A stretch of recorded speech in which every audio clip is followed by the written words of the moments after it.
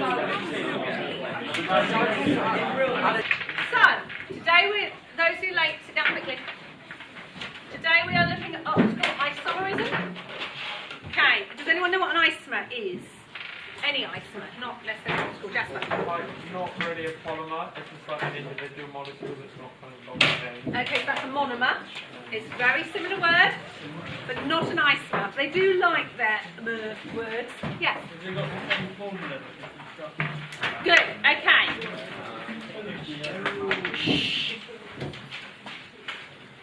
I don't want to be shouting.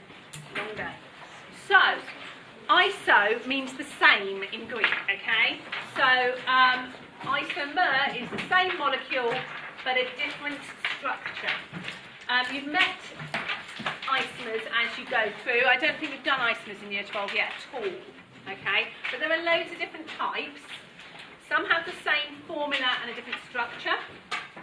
Some have the same structure, but a different still. Think of your gloves. Think of your left glove and your right glove. They have the same structure. They've both got 5 fingers and a thumb. Are they the same? No, because you can't wear your, well you can, but it doesn't feel comfortable wearing your right glove on your left hand. And that's kind of what we're looking at today. Okay? And the effect those have. Hold on to the molecules you made. I'm coming on to them in a minute. So there are 2 main types of isomers. This will be available, but it's not now. Stop rattling the, put the models down just for a minute. Stop rattling them.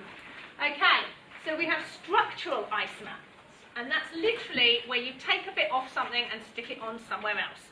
So on the ones that you've made, can I just borrow this molymod? These are called molymods, as in molecular models. I don't know if you've used them before. If I took off that alcohol group and stuck it on there, okay, that would be a structural change. It's still got the same molecular formula. Sit down quickly, please. It's still got the same, no, you won't be able to see the screen from there. Where's good? Those 2 can move up and you can sit there. Or at the back.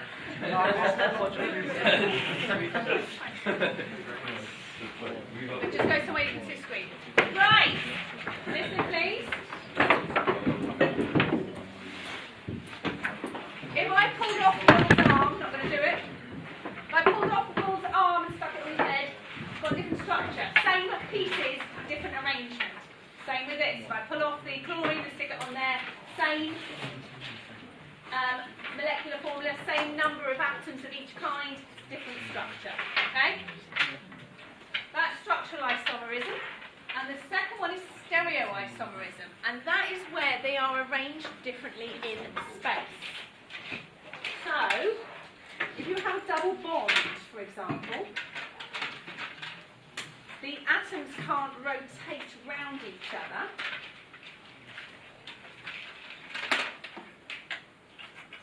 Because the double bond stops it rotating. It won't rotate now. Yeah? So I have this, but if I switch these 2 over, okay, it's got the same structure now, but it's different. If I was making an imprint, I would have 2 white ones on this side. If I went back to my other one, I'd have one white one, one black one. And I couldn't get one white one and one black one together here at that distance with this molecule. Okay? Could do that, but it's slightly different. And you've got to remember a lot of biological molecules work on lock and key type mechanisms. Yeah? So, that's what happens there. That's a stereoisomer. So, same structural formula, same molecular formula, same structural formula, different arrangement of atoms in space. And that's what we're looking at today. But we're looking at a specific type, and I'm going a little bit faster than I would normally because I would normally introduce you to all the different types of isomers first.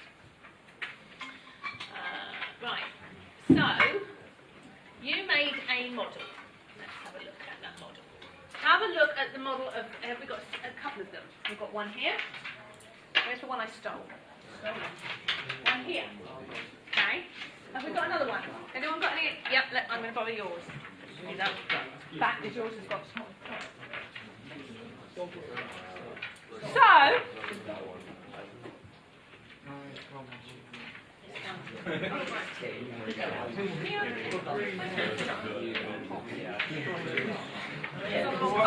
right. This has got too many carbons. Look. Just one. There we go. Right, These are identical. Okay? Yeah, you need to look at this because you need to get a visual on it. If I did an imprint, I would get 3 white ones and the top one green. Okay? Lock and key mechanism. Same with that one.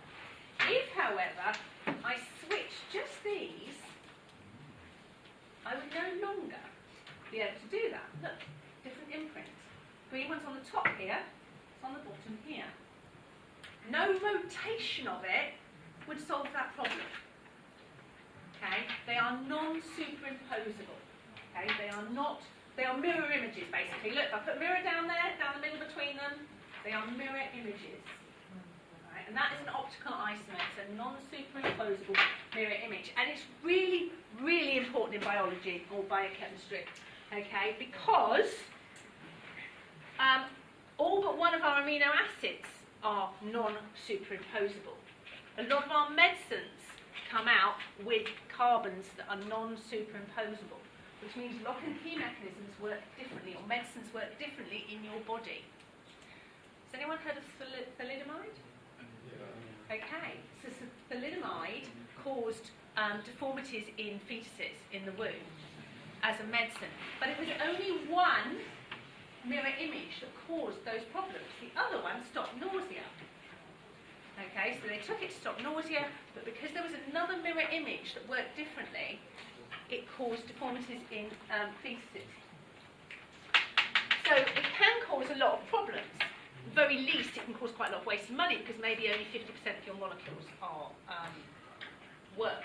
Okay, so I'll come on to that in a minute. Basically, to be non-superimposable, mostly we have what's called a chiral carbon. And that is a carbon with 4 different groups. Okay? Fair enough. Okay, so it's called a chiral carbon. It has 4 different groups around it. So here, we've got the hydrogen, the chlorine, the alcohol group, and a methyl group. Right? So that's what you're looking for. When you get to the exam paper, that's what you're looking for. You're looking for a carbon with 4 different groups, and then you will know that there's a chance that it will be non-superimposable. It will have a mirror image. So if you look at these two, you can't superimpose them. Just like your gloves. Okay? They don't have the same imprint. These are molecules are mirror images. Can you see the metal is supposed to represent the metal atom here? Put a mirror down there. Exact mirror image. But non-superimposable. They wouldn't make the same imprint should I be printing them onto a surface, onto a lock and key mechanism. Right. So how do we know this? Right, we've got a lot of big words coming up here. I've used the word chiral to mean, hold on, I've used the word chiral to mean a non-symmetrical, non-superimposable molecule, or carbon. I'm using the word enantiomer, and that is just one of those. So this is a enantiomer. The other one is the other enantiomer. It means one version of a chiral molecule. Okay. So that's what that. And how do they tell that these are different in the lab? Well, they rotate plane polarised light in opposite directions. I know, okay? So, light is in many planes, it's wavelength, it's in many planes. One plane means it's flat. So what they do is they get light that is in one plane, so it's coming like this. Obviously, light doesn't look like a bit of paper, but it's coming like this. It hits the molecule, and if the molecule rotates it by 90 degrees, alright, then it's an enantiomer, and then it will rotate it the other way, and it's the other enantiomer, the other mirror image. So we call them left and right. That makes sense, doesn't it? One of these molecules will rotate plane polarised light to the left, and one will rotate to the right. Okay? So that's how we know that these exist. We stick plane polarised light through it. It is, yeah, so, okay. Problem is, those molecules, they weigh the same, they look the same. If I boiled them, they'd boil at the same boiling point because they've got the same atoms in them, they've got the same bonding. So it's very hard to separate them and very hard to tell them apart in any other way. Okay, but they do react differently in the body and biological properties. Right, we're going to come on to that. Yeah, that's two. Oops, where's the bit I want? I trimmed all this, you see. Okay, we're going to play spot the chiral carbon in a minute. Chopped a bit that I want now, actually. Okay, so this is an amino acid. Have you done amino acids? Sort of did them at GCSE. Briefly should have met them at GCSE. We'll meet them again later in biology or chemistry. Year 13 for chemistry. All but one are chiral. They have non-superimposable partners. However, naturally occurring, almost all of them are left. Almost all of them contain only one type that rotates plane polarised like to the left. Isn't that weird? Yet when we make them in the lab, we make a 50-50 mixture. What does the other 50% do? Who knows? Okay? It's one of the problems with making biological molecules. So the way you spot it on an exam paper, because this is kind of what I'm training you to do. I know it sounds terrible, I shouldn't be training you to do that. I'm training you to understand what a chiral carbon is, what an isomer is, and I'm training you to spot them. So we're looking for a carbon with 4 different groups on it. So you're going to get this paper you've got here, and I want you to go spotting them. How many chiral carbons can you find? How many carbons with 4 different groups? Now before you get involved in this, do we understand the chemical formula? Okay? You cannot have 4 different groups if you have a double bond. Because this carbon only bonds to 4 things, which one you use that somewhere else. So you can ignore everything with a double bond. That's my... Okay. Off you go, see how many you can spot. And if you've got any questions, just ask. Hi.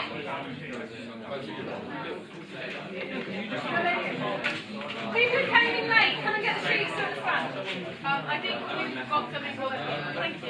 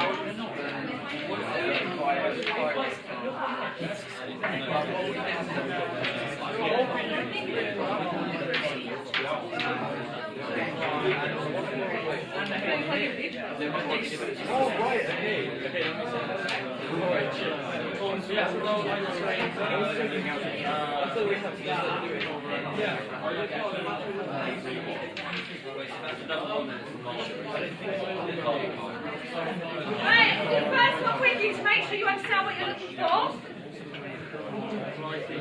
Okay.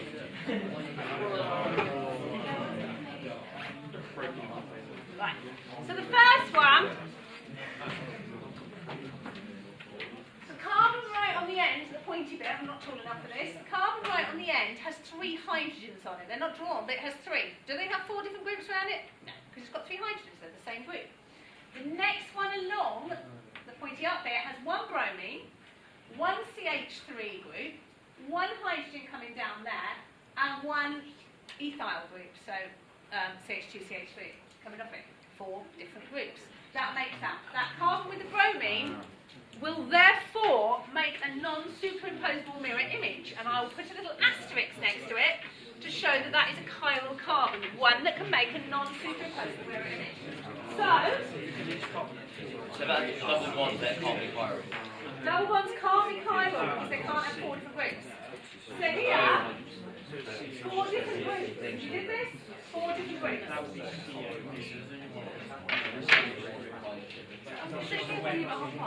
You leave whenever you like. Oh, it's just that. We'll not talk to you.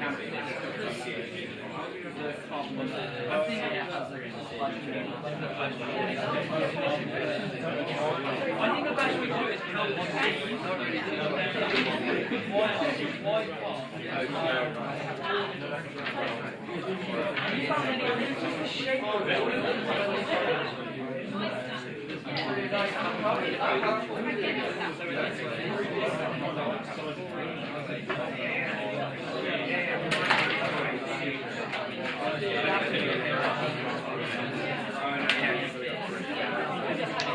Hold on, I'm trying to find you a different colour.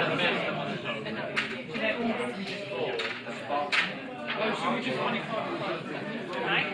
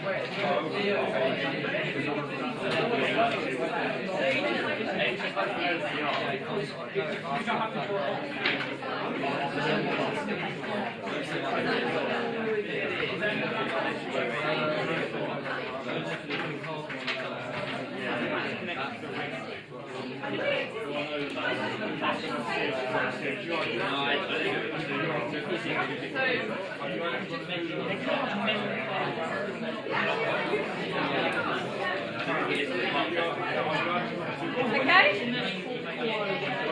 Right, let's look at the next one. Did you get aspirin? Have a go at aspirin. Why did you get aspirin next year? Which chiral carbons did you get on aspirin? None. Did everyone find that?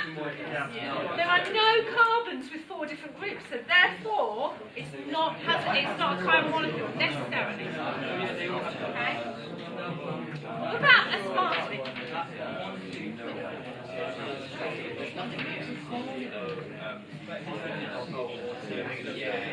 How many? 1. Guys, how many has this one got? 2? Any advances on 2? 4. 2. Did you find them?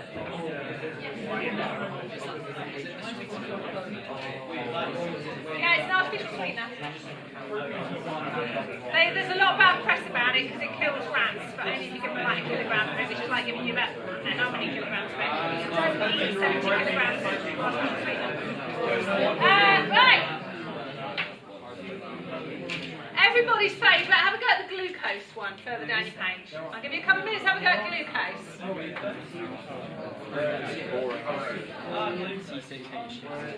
So you're going to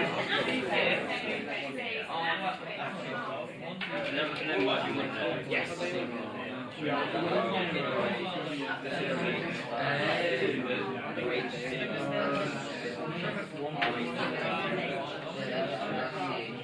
No, because they're the same.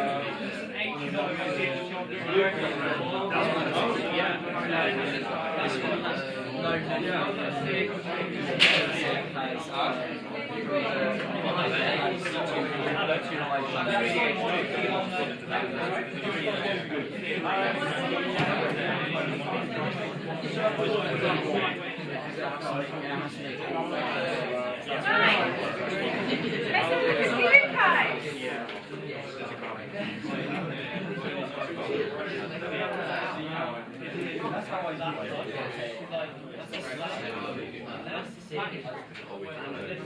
glucose. How many do you get? One. One. Be more bolshy. One. Not all of them, because the one up there is. There's one up there. Right, listening. Listening so I can explain, please. Okay? So, this one, let's take this one for example, has no H group, has a carbon attached to an OH and another OH. This one has a carbon attached to an OH, but it's attached to a carbon with a carbon on it. It's not the same because of this line up here. Okay? If you split it down here, it's not a mirror image. Okay? So that counts as 4 different groups. And then it's got hydrogen coming here, wherever the hydrogen is. So it's 4 bonds of hydrogen. So you can go right back through the molecule, and if it's not the same, then it's not the same. But if it's got here, this one has got different side here, different side here, but it's got 2 hydrogens. So it hasn't got 4 different groups because it's got 2 hydrogens. So therefore it's not a chiral carbon, whereas all of these are. Okay? Go on. How's the one on the bottom? This one. Yeah. Okay, so one group, happy with that? Another group is the hydrogen, yeah? But then when I take it round here, these 2 are the same, but these 2 are not. This has got another carbon in here, which makes it a non-mirror image. Okay? Oh, sorry, So if it's a circle with something there, none of them are chiral? Because if it was identical, if both sides of the circle were identical, then no. So if I did literally just a ring with hydrogens on, but with maybe one different coming off, as long as it's the same, yeah, no, it wouldn't be chiral. It has to be 4 different groups. Okay? I'm trying to think of a good example of that. I think they've got one on there. So here, this one. Can I listen? Glycerol. That one in the centre, is it chiral? No, because the groups to each side are actually the same. But if I took off one of the OHs, it would make it chiral. Okay? Right.